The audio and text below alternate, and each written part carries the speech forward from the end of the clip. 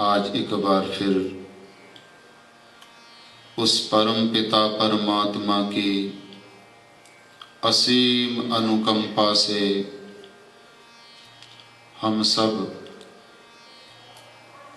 Hindu mission के प्रांगण में सत्संग हेतु पधारे हैं। तो आओ हरि प्रेमियों, इन मिले हुए क्षणों का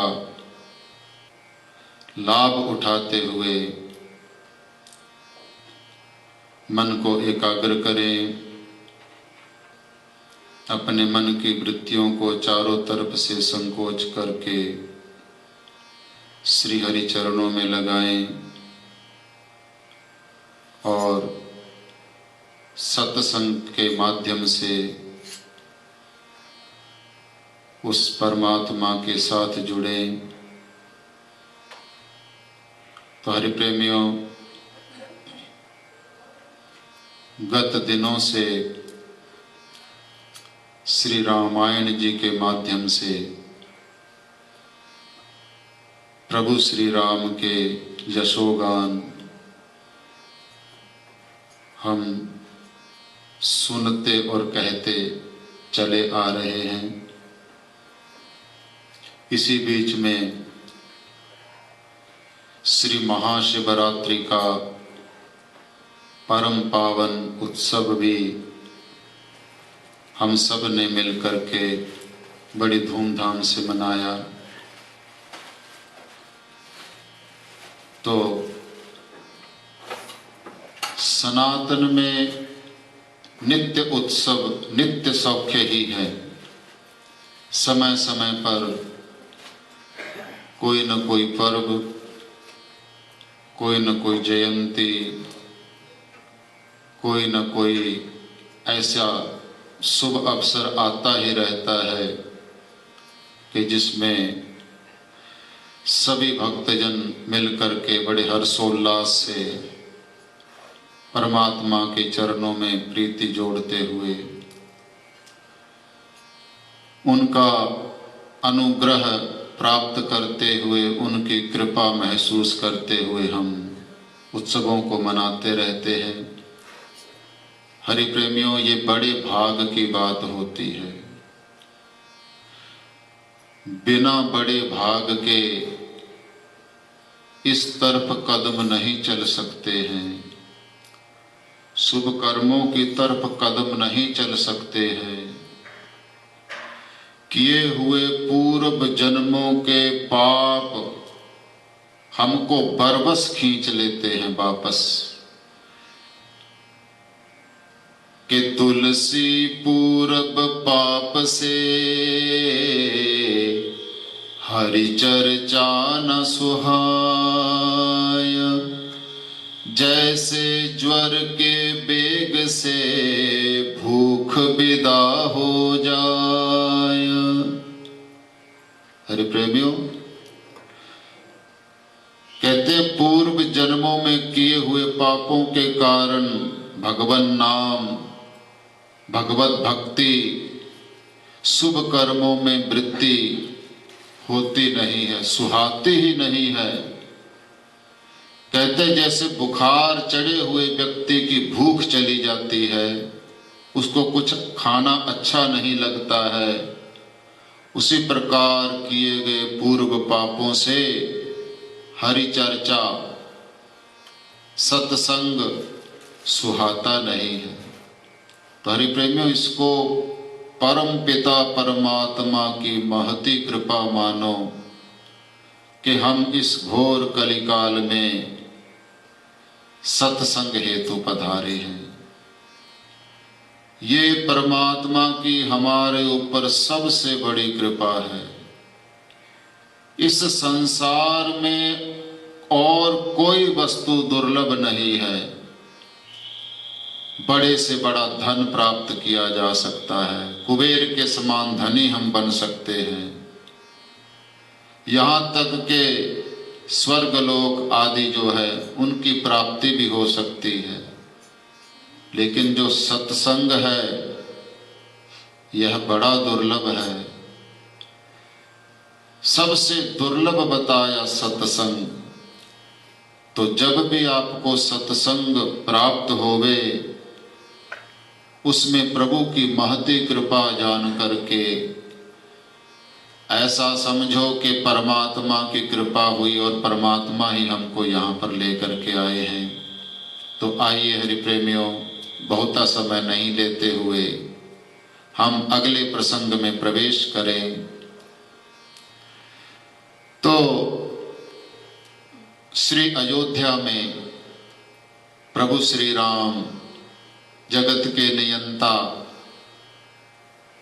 जिनको वेदों ने ब्रह्म बताया, निराकार निर्गुण कहते हुए उनकी उपमा की, वही निराकार निर्गुण ब्रह्म भक्तों की भक्ति के वश साकार होकर के श्री अयोध्या जी में बाल लीलाएं कर रहा है। तो पिछले सत्र में आपको बताया था कि चारों ही भाइयों का, चारों ही राजकुमारों का गुरु वशिष्ठ जी के द्वारा यज्ञोपवीत संस्कार संपन्न हुआ था। आपको यज्ञोपवीत धारण करने का जो है उसके पीछे जो रहस्य है वो बताया था। पहले जो है समय में यज्ञोपवीत संस्कार करके बालक को फिर विद्या अध्ययन के लिए जो है गुरु की शरण में भेज दिया जाता था, क्योंकि हमारी ये जो मानवों की आयु है ये 4 भागों में बांट दी गई है। पहले 25 वर्ष ब्रह्मचारी रहना, ब्रह्मचर्य का पालन करते हुए विद्या ग्रहण करना, योग्यता ग्रहण करना, यह जीवन के पहली अवस्था में कार्य बताए। फिर 25 से 50 तक की जो आयु है वो गृहस्थ में गुजारने, गृहस्थ में प्रवेश करके गृहस्थ के धर्मों को निभाते हुए 25 से 50 तक के जो 25 वर्ष हैं वह गृहस्थी में बिताने, और फिर 50 से 75 तक के जो 25 वर्ष हैं, जो तीसरा चरण है आयु का, वह वानप्रस्थ में बिताना, गृहस्थी से उपराम हो जाना। बाल बच्चे जब योग्य हो जावे तो फिर सारी ड्यूटी, सारा पदभार बच्चों को संभाल देना और अपने आप प्रभु भजन में जुट जाना। और फिर 75 से 100 के बीच के जो 25 वर्ष हैं, जो अंतिम चरण है आयु का, वह सन्यास में गुजारना। सन्यास का मतलब त्याग देना, मन से त्याग कर देना। ऐसा नहीं कि जंगलों में चले जाओ लेकिन वहां पर संसार मन में भरा रहे, तो फिर वन में जाने का भी कोई लाभ नहीं है। मन से त्याग देना, सभी सुखों को, सभी कामनाओं को त्याग करके केवल और केवल एक कामना मन में रहे, भगवत प्राप्ति हो जावे। क्योंकि ये जो मानव चोला है, इसी को पा करके हम भगवत प्राप्ति कर सकते हैं। अन्य कोई शरीर ऐसा नहीं कि जिसको प्राप्त करके भगवत प्राप्ति, भगवान को प्राप्त कर लिया जावे, भगवान के दर्शन कर लिए जावे। बाकी सभी जोनियां भोग जोनियां हैं, वहां पर केवल भोगना पड़ता है किया हुआ। देवता लोग भी कर्म नहीं कर सकते, वहां कमाए हुए को गमाना होता है और कमाना नहीं होता। यह केवल मनुष्य शरीर में ही ऐसा नियम बनाया परमात्मा के द्वारा कि यहाँ पर हमें भोग भी प्राप्त होते हैं और हम कर्म भी कर सकते हैं। तो आया हरि प्रेमियों श्री रामायण जी में, गुरु गृह गए पढ़न रघुराई, अल्पकाल विद्या सब आई। आज यज्ञोपवीत संस्कार के उपरांत चारों ही राजकुमार गुरु वशिष्ठ जी के आश्रम में गुरु के चरणों में बैठ करके विद्या प्राप्त कर रहे हैं। हरि प्रेमियों, आया हमारे शास्त्र कहते हैं कि जीवन में गुरु की परम आवश्यकता है। हरि प्रेमियों, गुरु के बिना कल्याण नहीं है। भगवान श्री राम ने ये जो गुरु की शरण में जो है पढ़ने गए, ये जो है अपनी लीलाओं के माध्यम से हम सभी संसारियों को उपदेश कर रहे हैं कि गुरु के बिना कल्याण नहीं है। हरि प्रेमियों, गुरु में गुरु जो वाक्य है उसमें दो शब्द हैं, गु और रू। गुकारो तु अंधकारोसी, रकारोस्तन्निरोधक, अंधकार निरोधत्वात् गुरुर इत्यभिधीयते। गुकारो तु अंधकारोसी, जो गु शब्द है वह अंधकार का वाचक है। गुकारो तु अंधकारोसी, रकारोस्तन्निरोधक, जो रू शब्द है वह प्रकाश का वाचक है। जो अंधकार से प्रकाश की तरफ ले जावे वह गुरु है। जानी जो संसार से परमात्मा की तरफ ले जावे वह गुरु है। हरि प्रेमियों, संसार माया के द्वारा निर्मित है। यहाँ पर सुख नहीं है, असली वाला आनंद परमात्मा के पास है। तो जो संसार के अंधकार से प्रकाश की तरफ ले जावे वह गुरु है। हमारी श्रुतियां स्मृतियां सब कह रही हैं। हरि प्रेमियों, तमसो मां ज्योतिर्गमय, हे प्रभु हमें अंधकार से प्रकाश की तरफ ले चलो।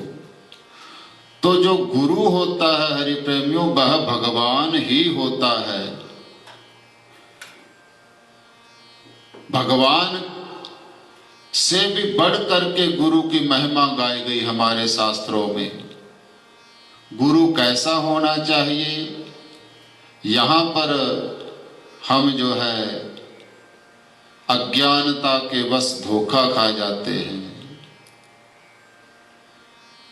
जने कने को गुरु बना लिया जाता है, ऐसा नहीं है। जो असली गुरु होता है हरि प्रेमियों, वो अपने आप ही मिलता है, आकर के ढूंढने से नहीं मिलता है। कोई ABC ना जानने वाला बालक अपने प्रोफेसर का चयन कैसे कर सकता है? हम कैसे चुन सकते हैं कि गुरु हमें परमात्मा की तरफ ले जाएगा? हरि प्रेमियों, जब हम शिष्य बनने के अधिकारित्व को प्राप्त कर लेते हैं, जब हम शिष्य बनने लायक हो जावें, शिष्य का मतलब जिस पे शासन किया जावे उसको शिष्य कहते हैं। जब हम में यह योग्यता आ जावे कि हम शिष्य बनने लायक हैं, तो भगवान गुरु का रूप धारण करके आ जाते हैं। वो अपने आप मिलते हैं, ढूंढने से नहीं मिलते। कोई ऐसा जो है योजना बनती है, कोई ऐसा जो है समय बनता है कि वह गुरु अपने आप तुमको कहीं ना कहीं किसी के माध्यम से मिल ही जाता है। और हमारे शास्त्र कह रहे हैं कि अगर ऐसा वास्तविक गुरु मिल जावे, वास्तविक गुरु का मतलब गुरु बनाने में दो शर्तें रख दी गई शास्त्रों में कि गुरु किसको बनाना चाहिए।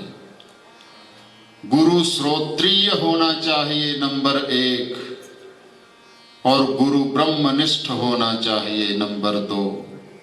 जिसमें ये दो क्वालिटियां हैं, जिसमें ये दो सद्गुण भरपूर हैं, वह गुरु बनने के लायक है। श्रोत्रिय का मतलब जो समस्त वेद शास्त्रों को जानने वाला होवे, उसने सब शास्त्र वेद पढ़े हो। क्यों? क्योंकि शिष्य की शंकाओं का समाधान फिर कैसे करेगा वो गुरु? अगर उसने वेद शास्त्रों को पढ़ा नहीं है तो शिष्य जब कोई शंका करेगा तो उसका निवारण कैसे करेगा गुरु? तो शास्त्रों के प्रमाण के द्वारा ही तो शंका का निराकरण होता है। तो पहला है श्रोत्रिय, वह सदगुरु वेद वेदांग पारंगत होवे। और दूसरा है ब्रह्मनिष्ठ, यह और बड़ी शर्त है। पढ़ा लिखा भी मिल जावे, वेद शास्त्रों का ज्ञाता भी मिल जावे, लेकिन ब्रह्मनिष्ठ का मतलब जो प्रैक्टिकल मैन भी हो। अकेला थ्योरेटिकल मैन नहीं चलेगा, प्रैक्टिकल हो, अनुभव किया हो उसने उस रास्ते का। जिस रास्ते पर आप जाना चाहते हैं उस रास्ते पर वो गया हो, जा चुका हो, तभी तो लेकर के जाएगा भगवान वाले रास्ते पर हमको। जो स्वयं तो जिसने भगवान वाला रास्ता देखा नहीं, और वो फिर हमें क्या परमात्मा तक पहुंचाएगा। तो ब्रह्मनिष्ठ का मतलब जिन्होंने अनुभव कर रखा हो, भगवत प्राप्ति कर रखी हो, भगवत प्रेम प्राप्त किए हुए हो। ऐसा अगर कोई महापुरुष मिल जाए जीवन में तो फिर गारंटी के साथ तुम्हारा उद्धार निश्चित है, भगवत प्राप्ति निश्चित है। हमारे शास्त्र कह रहे हैं कि भगवान के मिलने में कोई कठिनाई नहीं है, लेकिन गुरु बड़ी कठिनता से प्राप्त होता है। अगर ऐसा गुरु मिल जावे तो फिर वो भगवत प्राप्ति तो अवश्य कराएगा ही कराएगा। लेकिन हम लोग यहाँ पर जो है अज्ञानता बस होड़ लगी रहती है गुरु बनाने की, कि उस गुरु जी के इतने हजार इतने लाख शिष्य हैं तो चलो आपा भी वही चले। बिना सोचे समझे दूसरों के कहे पर आकर के हम गुरु बना लेते हैं। हरि प्रेमियों, अंदर से आत्मा अपने आप आवाज देती है कि हाँ यही मेरे गुरु है। किसी के कहने पर आकर के, किसी के दबाव में आकर के भी गुरु नहीं बनाना चाहिए। अंदर से अंतरात्मा अपने आप कहेगी कि हाँ जिनको मैं ढूंढ रहा था ये वही है। हरि प्रेमियों, वो ऐसे सदगुरु जो है भव सागर से पार ले जाने वाले होते हैं। क्योंकि गुरु के बिना ज्ञान होगा नहीं, किसी भी वस्तु का ज्ञान नहीं हो सकता। का अक्षर का, ए अक्षर का भी ज्ञान हमें गुरु के बिना नहीं हो सकता। पहले गुरु जी ने बताया कि का ऐसा होता है, ए ऐसी होती है, तभी हमको पता चला, नहीं तो हमें क्या पता चलना था। हरि प्रेमियों, यहां तक आया कि गुरु बिनु भव निधि तरहि न कोई, जो बिरंच शंकर सम होई। गुरु के बिना भव से पार नहीं हुआ जा सकता, चाहे ब्रह्मा जी के समान गुण वाला क्यों ना होवे। चाहे शंकर के समान गुणों वाला क्यों ना होवे, उसको भी गुरु की जरूरत पड़ती है। आज प्रभु श्री राम भी गुरु की शरण में विद्या ग्रहण कर रहे हैं, गुरु की महिमा बता रहे हैं। हरि प्रेमियों, यद्यपि उनको कोई आवश्यकता नहीं, वो तो स्वयं हरि प्रेमियों वेदों के रचयिता हैं। आगे आया कि जाकी सहज श्वास श्रुतिचारी, सो हरि पढ़ यह कौतुक भारी। जाकी सहज श्वास, जिनकी श्वास से जो है श्रुतिचारी, चारों वेद प्रकट हुए। ऐसा नहीं कि उनको कोई विशेष प्रयत्न करना पड़ा वेदों को प्रकट करने के लिए। सहज, सहज का मतलब नेचुरल। जैसे हमें श्वास लेने में और छोड़ने में क्या कोई प्रयत्न करना पड़ता है? ये सहज प्रक्रिया है। श्वासों का आना और जाना ये सहज प्रक्रिया है, नेचुरल प्रक्रिया है। तो आया के जाकी सहज श्वास श्रुतिचारी, सो हरि पढ़ यह कौतुक भारी। कहते भगवान योग निद्रा में सो रहे थे और योग निद्रा में चल रही श्वासों की प्रक्रिया से ही चारों वेद प्रकट हो गए, चार वेद निकल पड़े। हरि प्रेमियों, जो वेद हैं वो हमारे सनातन में अंतिम अथॉरिटी हैं, सुप्रीम पावर जिसको बोलते हैं, अकाट्य प्रमाण जो किसी के द्वारा बनाए गए नहीं हैं। वेदों को किसी ने नहीं बनाया, वो अपने आप भगवान के श्रीमुख से प्रकट हुए हैं। और जो भगवान के अंग से प्रकट होता है वह भगवान ही होता है। उसमें और भगवान में कोई 0.01 का भी भेद नहीं है। वो स्वयं भगवान है और वेद के प्रमाण को अकाट्य माना गया है। वेद के प्रमाण को कोई काट नहीं सकता है। यहां तक आया कि वेद के वाक्य को अगर किसी ने काटा तो वेद उसका जो है, हरि प्रेमियों कहते हैं कि उसको फिर मानता नहीं है। अगर जो वेद की बात नहीं मानता, जो वेद के प्रमाण को काटता है, तो हमारा सनातन, हमारे ऋषियों मुनियों ने कहा कि आप भी उसका बहिष्कार कर दो। अगर भगवान भी वेद के खिलाफ बोलेगा करके तो भगवान का भी बहिष्कार किया जाएगा। हुआ है, ये प्रमाण है। जो बुद्ध भगवान हैं वो प्रमुख 10 अवतारों में उनकी गिनती होती है। जो बुद्ध भगवान है, जो बौद्ध हैं, वो 10 अवतारों की गिनती में आते हैं। इसको नकारा नहीं जा सकता कि वो भगवान नहीं है। बुद्ध भगवान हैं, हमारा सनातन मानता है, लेकिन उन्होंने वेद के विपरीत काम किया, वेद के विपरीत शिक्षा दी, इसलिए बुद्ध भगवान को नमस्कार किया गया और उनके सिद्धांत का बहिष्कार कर दिया गया। वेद से ऊपर कोई नहीं है। तो आया कि जाकी सहज श्वास से ही चारों वेद प्रकट हो गए। ऐसे हरि, ऐसे परमात्मा गुरु की शरण में पढ़ने जा रहे हैं।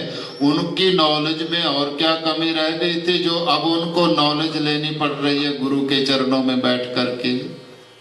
लेकिन ये मर्यादा पुरुषोत्तम, प्रभु श्री राम को मर्यादा पुरुषोत्तम कहा है, तो मर्यादा बांधी संसार में अपने किए गए चरित्रों से मर्यादा जो है बांध रहे हैं कि संसारियों इस प्रकार जो है मर्यादा में रहो। समाज में रहते हुए मर्यादा का पालन करना आवश्यक है।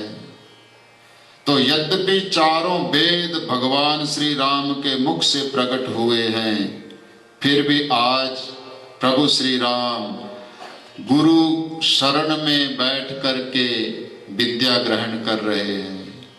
हरि प्रेमियों, तपस्वी जीवन अपनाया है। जो राज महलों में वस्त्र पहनते थे, राजसी वस्त्रों का त्याग कर रखा है, वनवासियों के ब्रह्मचारियों के वस्त्र धारण किए हुए हैं और गुरु की सेवा करते हैं। हरि प्रेमियों, विद्या तभी फलती है जब गुरु सेवा की जाती है। तन मन धन से गुरु की सेवा करने वाले की विद्या हमेशा फलित होती है, वरना तो बड़ी बड़ी डिग्रियां लेकर के भी निरर्थक बैठे रहते हैं लोग। हरि प्रेमियों, गुरु की सेवा, गुरु में जो है पूजनीय का भाव रखते हुए विद्या ग्रहण करनी चाहिए। जंगल से लकड़ियां बीन करके लाते हैं, गुरु माता भोजन बनाती है बालकों के लिए, विद्यार्थियों के लिए, तो जंगल में जाकर के लकड़ियां काट करके लाते हैं चारों भाइया। रात्रि में गुरुदेव के चरणों की सेवा करते हैं, चरण दबाते हैं। मन तो गुरु के चरणों में है ही। हरि प्रेमियों, तन मन धन से गुरु की सेवा जब जो शिष्य करता है तो गुरु की कृपा उस पर बरस जाती है और गुरु गोपनीय से गोपनीय बातें भी अपने शिष्य को बता देता है। गुरु जानता है कि यह योग्य है। गुरु अंदर की बात पढ़ता है कि इसकी श्रद्धा मेरे प्रति कितनी है। अंदर से रीड करता है गुरु, और जब योग्य समझता है शिष्य को तो गोपनीय से गोपनीय बातें भी अपने शिष्य को दे देता है। गुरु द्रोणाचार्य, जिन्होंने अपने स्वयं के बेटे अश्वत्थामा को सारी विद्याएं नहीं दी, लेकिन अर्जुन को समस्त विद्याएं प्रदान कर दी। ब्रह्मास्त्र बुलाते कैसे हैं, ब्रह्मास्त्र का संधान कैसे किया जाता है, यह अर्जुन को सिखा दिया था। जिद करने पर अश्वत्थामा को ब्रह्मास्त्र संधान करने का तो मंत्र दे दिया था, लेकिन हरि प्रेमियों वापस बुलाने का मंत्र नहीं दिया था। योग्यता देखता है गुरु। तो हरि प्रेमियों, हमारे वेद शास्त्र पुकार पुकार के कह रहे हैं, अगर भगवत मिलन की चाह है तो गुरु सेवा कीजिए। वेदों में, पुराणों में, शास्त्रों में, स्मृतियों में हर कहीं गुरु की महिमा भगवान से अधिक कही गई है। हरि प्रेमियों, आया कि यथा भक्ति तथा देवे, यथा भक्ति तथा गुरो। जिस देवता को आप इष्ट मानते हो, इष्ट देवता मानते हो, यथा देवे तथा गुरो, उसी इष्ट भगवान के समान अपने गुरु को मानो। यस्य देवे परा भक्तिर यस्य देवे तथा गुरो। गुरु को इतनी जब अहमियत देंगे हम, तो गुरु की कृपा ऐसे होगी कि गुरु जो है हमारी इंद्रियों को पहले दिव्य बनाता है। भगवत दर्शन कैसे होता है? जो ये पांच भौतिक, पांच तत्वों का बना हुआ शरीर है, इसके द्वारा भगवान नहीं देखा जा सकता, असंभव है। देखा जाना क्या असंभव है, नहीं देखा जा सकता। क्यों? क्योंकि ये शरीर माया के द्वारा निर्मित है। पृथ्वी, जल, तेज, वायु और आकाश, ये पांच तत्वों से बना हुआ शरीर है और उसी से निर्मित ये इंद्रियां हैं। तो ये माया के द्वारा माइक इंद्रियों से बना हुए शरीर से भगवान में जो जन्म जन्मांतरों की वासनाएं भरी हुई हैं, कामनाएं भरी हुई हैं, वो उस साधना भक्ति के द्वारा निकाल देते हैं गुरुदेव। और जब वो मन साफ सुथरा हो जाता है, कमरा खाली हो जाता है, तो फिर गुरु देव क्या करते हैं कि स्वरूप शक्ति के द्वारा तुम्हारे इसी शरीर को दिव्य बना देते हैं, इन्हीं इंद्रियों को दिव्य बना देते हैं, पारलौकिक बना देते हैं। और फिर जो है जैसे दिव्य कैसे, जैसे गीता में अर्जुन ने कहा था कि आपका स्वरूप देखना चाहता हूं महाराज, तो भगवान ने कहा कि इन आंखों के द्वारा मेरे दर्शन नहीं कर सकते अर्जुन, यद्यपि मैं तेरे सामने हूं, मैं कह रहा हूं कि मैं भगवान हूं, मैं भगवान हूं, लेकिन तेरे को विश्वास नहीं हो रहा। और अर्जुन ने कहा था महाराज अपना असली स्वरूप तो प्रकट कीजिए, जिसको भगवान कहते हैं लोग। तो कहा तुम इन आंखों के द्वारा, इन चर्म चक्षुओं के द्वारा नहीं देख सकते हो मेरा वह दिव्य रूप, तो लो मैं तुम्हें दिव्य दृष्टि प्रदान करता हूं। क्योंकि अच्छा भगवान ने अर्जुन को दिव्य दृष्टि क्यों दी? भगवान को अर्जुन ने दूसरे अध्याय में ही गुरु मान लिया था। शिष्यस्तेहम साधित्वां मां प्रपन्नम, महाराज आप मेरे गुरु हैं। गीता पढ़ना, उसमें अर्जुन कहता कि महाराज मैं आपको गुरु मानता हूं। तो पहले तो आपस में सखा ही थे, भगवान तो थे ही कृष्ण, और अर्जुन उनको सखा मानता था। तब तक दर्शन नहीं दिए भगवान ने। जब कहा कि शिष्यस्ते हम, मैं आपका शिष्य हूं महाराज, आप मेरे गुरु हैं, तो आज दिव्य दृष्टि प्रदान की थी भगवान ने अर्जुन को और अपना वह असली रूप दिखाया था।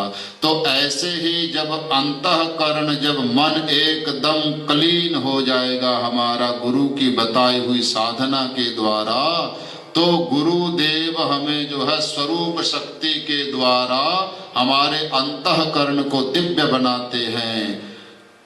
भगवान का जो आनंद है उसको ठहरने लायक पात्र बना देते, इतना स्ट्रॉन्ग पात्र बना देते हैं कि भगवान का आनंद उसमें ठहर सके। वरना तो भगवान का अनंत तेज है, इसी शरीर में अगर बुला दिया गुरुदेव ने तो चिथड़े उड़ जाएंगे इस शरीर के, इतना अनंत तेज है भगवान का। तो वो अंतःकरण दिव्य बनाते हैं गुरुदेव, और फिर उसमें प्रेम दान करते हैं, साक्षात भगवान के दर्शन कराते हैं।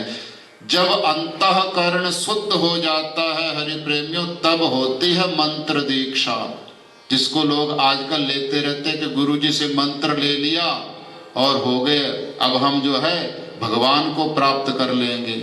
ऐसे मंत्र दीक्षा नहीं होती है। जो असली गुरु है, जो असली महापुरुष है, वह मंत्र दीक्षा जब तक शिष्य योग्य ना बन जावे कभी नहीं देता है। हरि प्रेमियों, मंत्र गुरु, वास्तविक गुरु जिस दिन भी मंत्र दीक्षा देगा उसी दिन भगवान के दर्शन कराएगा, यह भी शर्त है। अगर आपके कान में गुरु ने मंत्र दे दिया, आपको भगवत प्राप्ति नहीं हुई, तो इसका मतलब आपके साथ कोई ठगी हुई है, आप ठगे जा चुके हो। हरि प्रेमियों, ऐसे होते मंत्र दीक्षा। तो आज जो है गुरु भगवान की शरण में रहते हुए चारों राजकुमार हरि प्रेमियों गुरु की सेवा करते हुए विद्या अध्ययन कर रहे हैं। आया के धनुष बाण धारण करने लग गए हैं अब श्री राम, गुरु की शरण में रहते हुए।